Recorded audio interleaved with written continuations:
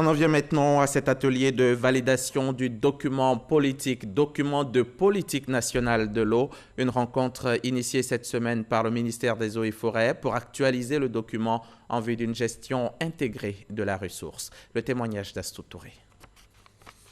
La politique nationale de l'eau au cœur des priorités du gouvernement.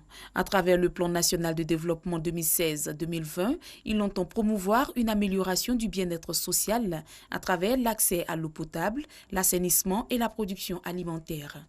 Atteindre cet objectif passe nécessairement par un plan de gestion des ressources en eau.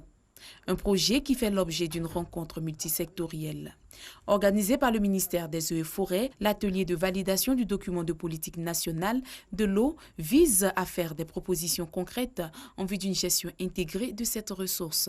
Nous sommes régulièrement confrontés à la question de la gestion optimale de l'eau.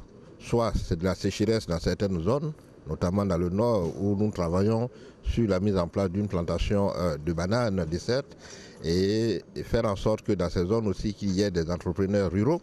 Nous sommes confrontés à des questions de sécheresse, mais très souvent aussi à des questions d'inondation.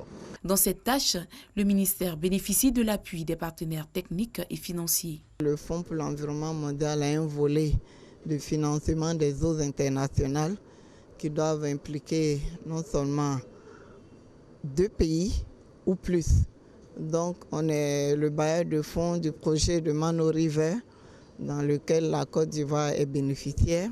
Des travaux encouragés et félicités par le ministère des Eaux et Forêts. Je suis donc particulièrement heureux de la tenue de ces travaux qui permettront d'adresser les questions liées à la satisfaction des besoins de tous les acteurs de l'eau dans un double contexte de changement climatique et de pollution des eaux causées par l'orpaillage et les engrais chimiques dans les principaux bassins de notre pays.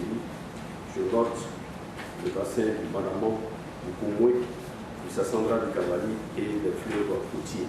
Ces travaux qui réunissent 80 participants permettront entre autres de valider les différentes stratégies sectorielles contenues dans le document de politique nationale de l'eau de 1998.